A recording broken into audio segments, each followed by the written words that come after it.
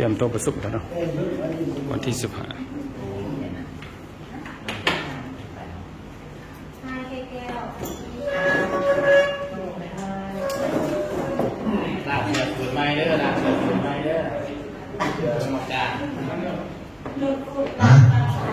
ต้องไปแน่อะไรจะลุงว่าว่าจะบอก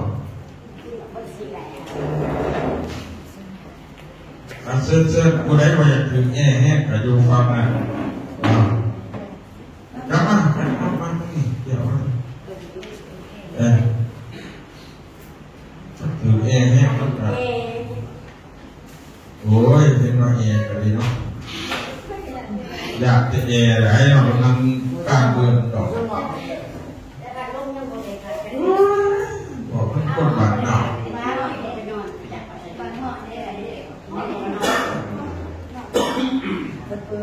เอาเชิญอาจารย์มันหนาอยู่ด้วยมันเต็มด้วยชุดเก่าได้ก็เราไม่รอเนาะอาจารย์เฉพาะชุดเก่าได้มากโอ้ชุดอาจารย์สายพ่อตัวมุมมือด้วยรออีดีเอาตัวนี้ตายจิ้มขาดด้วยเลย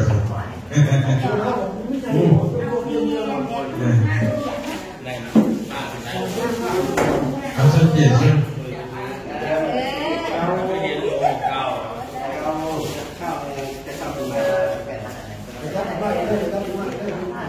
อันนี้คือว่าอย่างไรย้ำหาตัวโน้อีกเลยย้ำหาตัวโน้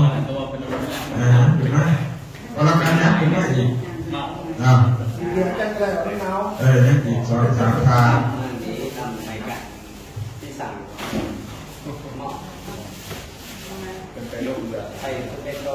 ถามข่าวท่านครูไปเวียดว่าเป็นยังไงปากเวียดดูทักดิ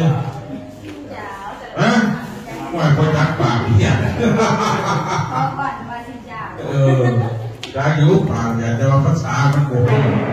นะเส้นนั้นเนาะโอ้ยจากกันเข้าไปได้แล้วใช่ไหมเอาอีอะไรภาษาเวียด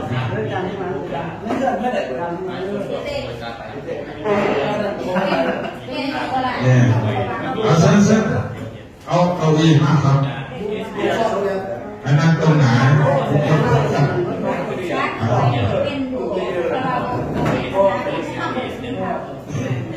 โอ้ยเนาะเป็นไงกันวะบอกให้เลยกับใครก็ได้แล้วมันเลยว่า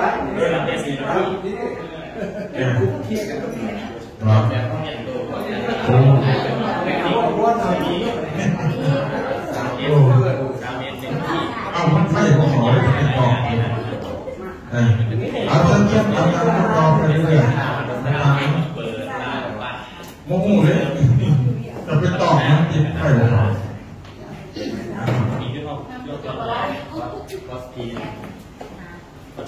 เข้าลงตัวที่4เป็นตัวส่งเสริมต้องการต่อเรื่องโอ้มันไม่ได้เปิดจริงๆเลยเปิดดีเปิดแล้วว่ามันสัปดาห์ที่เราอยากจะพอในการมองหาอะไรกัน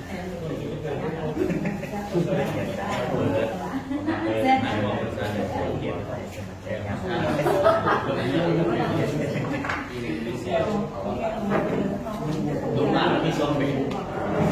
แม่ลงไป S1 ยังไม่มาว่ามีเวลาเดินเลย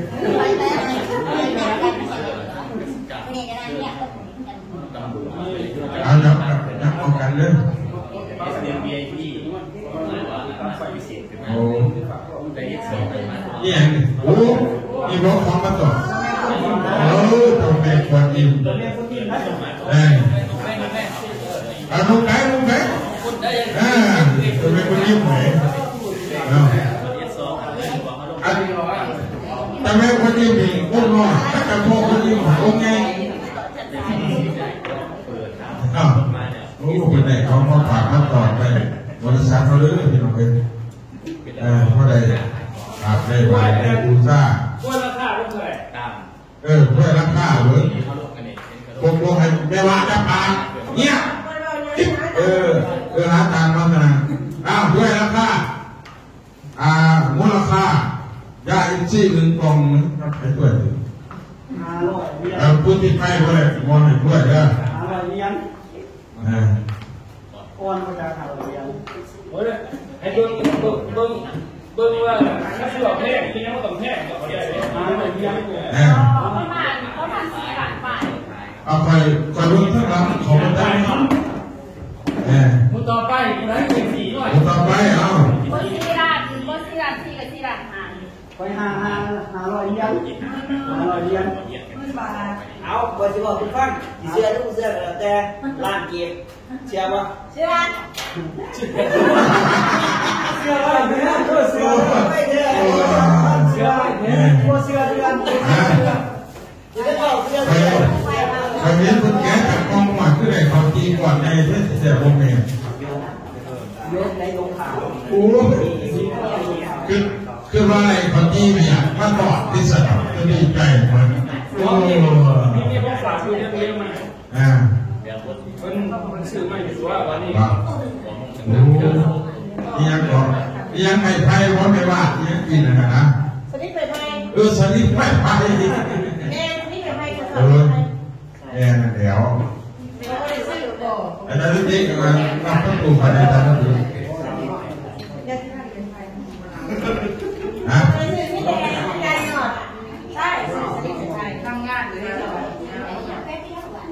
คนหนึ่งการสวัสดีเนาะเป็นเดียเป็นหน้าเข้าบาดีนักจากที่ว่าโสกันเล็กๆน้อยๆเนาะทักทายสบายดีกัน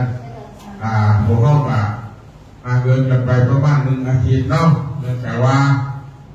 ท่านบริษัทเท่าเพิ่มมีการท่องเที่ยววัดผักสวนกะในเดินทางวัวว่าผักสวนกะว่าไปอยู่ที่บ้านเนาะแล้วก็ว่าผักสวนกะไปลงพื้นที่ว่าผักสวนกะลงอะไรพอพายุเขากระยามันแต่ว่า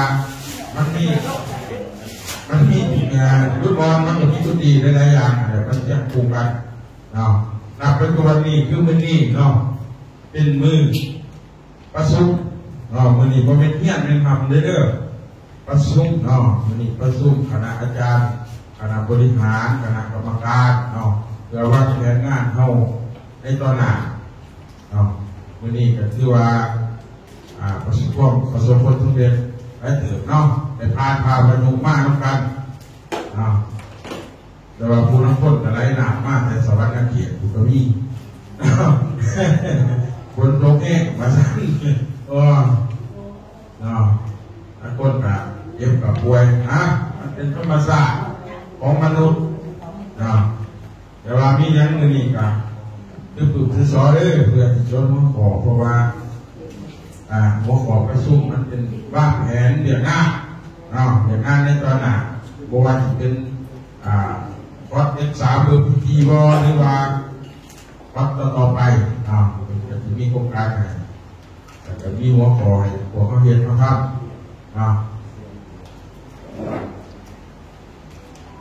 วันนี้ผมเอาเป็นจะไรกาแฟของเนี่ยหาข่าวกันหน่อยนึงกุ้งเนาหรือกินน้อยเดียวหูซึกกว่าได้ซอกดอกอะไรนะมันได้ทองคับยังไงเนี่ยมั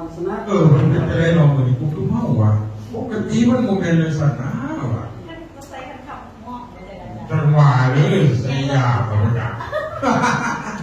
บัววาที่สิลักใส่ยาเนาะไอ้ซอกกรอกนะโอ้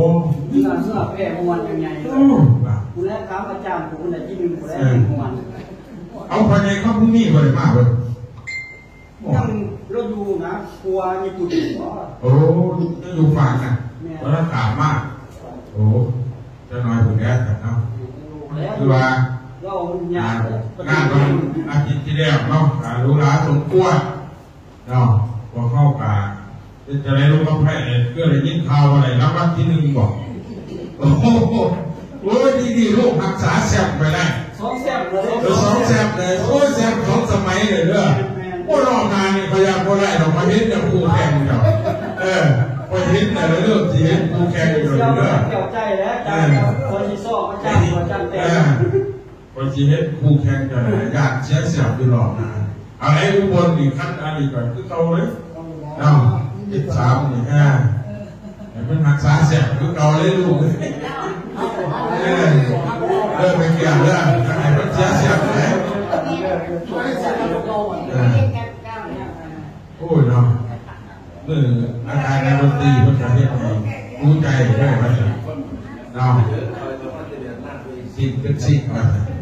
เราเราต้องลงมาเนี่ย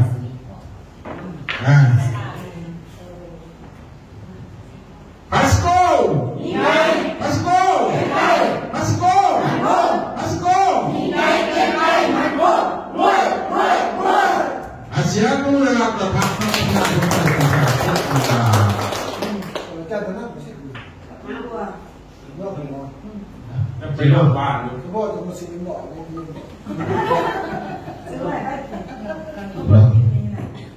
เราประลุกันวันนี้เป็นที่เราประชุมเนาะ1 ปีคือแพลนเวิร์กนะประชุมแล้วเขาจะว่าแผนงานกันก็คือหลังจากจบมาจากซับปีต่อไปก็แม่นเข้า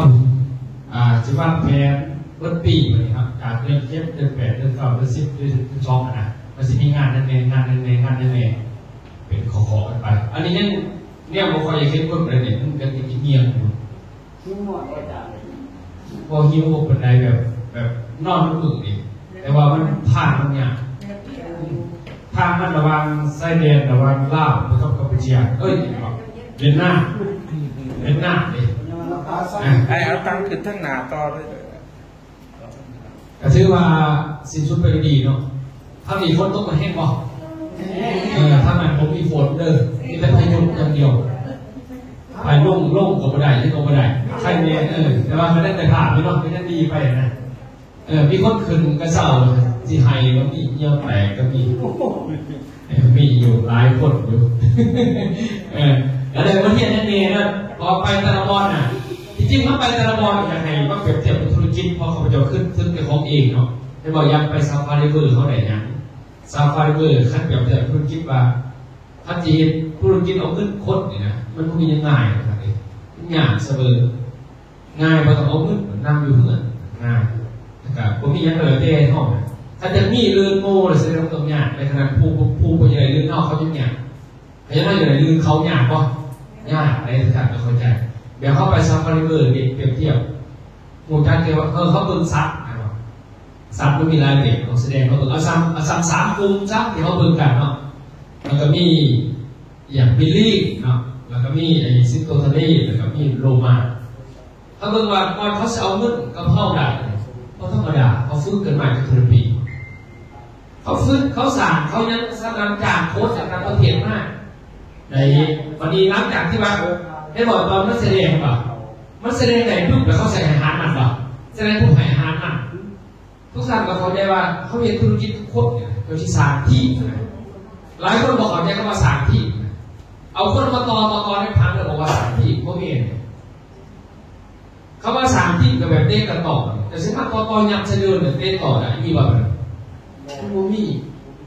สร้างที่เต้ต่อเขาอีกเลยขึ้นดิสร้างที่บริบอลแต่คนบริบอลมันพบคนเนาะมีบอกว่าหักไปพี่น้องไปดึงเขาเพื่อนเขาเดินในที่หนึ่งมีบอกเลยได้เนาะแต่ว่าเพจเขาไม่บอกประเทศบาลมีทุกคนประเทศบาลมีบอกเก็บเอาเบอร์พี่น้องคอยหักไปได้ดึงมาเขาบอกหักกับทีมแต่เอามาเตะบาลกับชนะพี่บอกแบบนี้ผมมีเนาะแสดงมาเขาตัวเห็นยังก่อนจะเป็นทีมเนาะตอนสอบได้ขึ้นป่ะ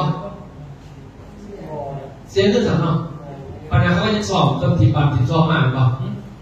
ปฏิบัติจะศิษนาทุกศาสนาบอกเขาจะไปป่ะประเภทมากกว่าเรื่องสามป่ะแต่เขาไม่ยังหักป่ะเมื่อหนาสอบไม่เป็นป่ะการเงินเป็นทีมเขาจะเป็นทีมการขายทีมธุรกิจเจ้าก็ขึ้นจากสอบทีมเดี๋ยวเรื่องเสริมมีกระทรวงพูดรู้ไหมว่าจะมันจะบริเตรียมหรือเราบอกบริเตรียมนะบอกแบบเห็นภาพเลยบริเตรียมนะสันจะเพิ่งเขาสอบเนี่ยไปซัมมาริเวอร์ไปต่างๆบริษัทที่มันหลีดได้เขาหายหันกิน ห็นบอกมันตีลังกาขึ้นมาเข้าหายหันบอกเห็นไหมฉะนั้นไม่ต้องไปเห็นกับทีมกับถ้าจะไปอัพประโยชน์ที่งานเขาเห็นงานบริษัทมีประโยชน์ที่จะเอาเขาจะว่ามันจะโตตัวต่อเหมือนกันโตหรือตายจะก็ต้องคิดเลยสิเลยนะวันนี้คนกับสัตว์จะเห็นมันเปรียบเทียบคือซาฟารีเลยสัตว์แค่3 กลุ่มนี่อาหารบริสุทธิ์กันก็ต้องรีบมันตีม้วยไก่เอาอาหารโดมาให้มันกินมันจะกินบ่เห็นบอกมันเป็นเดียวกันทุกท่านเขาจะว่าทุกอย่างก็เป็นผลประโยชน์เขาเองเขาต้องส่งเสริมใดๆเขาคิดอย่างนี้เขาคิดแค่นี้แหละเขาคิดว่าอะไรสักอย่างก็ว่าสมควรได้เลยว่าสมควรเติบโตเนี่ยให้เขาใจสีสันว่าสมควรนี่สำนักสมควรลำบากกับตัวเองตลอดชีวิตอันนี้คือความจริงเลยนะแล้วต้องคิดใหม่ฉะนั้นบอกคือเขาจะรู้แรกคนในเครือข่ายมันมีหลายกลุ่มคือเขาแยกไปรู้ตัวมีทั้งหมดอยู่กับพวกกลุ่มไปหรอกมันมีวันนี้นะถ้าทำเบิ่งได้เนี่ยเขาเขียนไว้ว่าพวกกลุ่มนี่กลุ่มผู้บริโภคเขาต้องการอีหยังกลุ่มผู้ขายต้องการเนี่ยจะต้องเบิ่งไม่ออกจะต้องป้อนอาหารในถือคือคันเป็นสัตว์ซาฟารีเวิร์ก6 ข้อเดี๋ยวข้อที่1ข้อผู้บริโภคข้อที่2ข้อนักขายข้อที่3ข้อผู้ขยายข้อที่4ข้อผู้สอนข้อที่5ข้อพนักข้อที่6ข้อผู้บริหารอย่าคิดเองผู้ขายคือผู้บริหารตัวเองผู้บริหารคือนักขยายผู้เมนเนี่ยเราคิดเองว่าเราพิจารณาในขอบเลยมันเมนจะต้องเงียบนะให้เขาใหญ่นะพวกสำคัญแต่ยากคือวนกันเมื่อไรขึ้นเอากับเก่งเลยให้เขาใจสิฉะนั้นเขาใจวันนี้คือซาฟารีตื่นมากที่ยังไปเมื่อกี้ไปเวียดนามเวียดนามจะให้ทุกท่านเข้าใจยังไงเนาะเชียงรายเพื่อนเขาบอกฝากสายดีก่อนว่าเพื่อนได้ยังแต่เสียอธิบายฝากดีว่าเขาดีทราบเสร็จเอาสู้เนื้อหาต่างๆเอาให้ดีก่อนเอาให้ก่อนไอ้ซูมก่อนพอเมื่อไหร่ก็จะซูมก่อนถ้าอยู่เสร็จนะจะให้ทำรอบคำถามอะไรมาแล้วรถไปขึ้นทุกคนนุ่งชุดนั่นเสือ สภาพ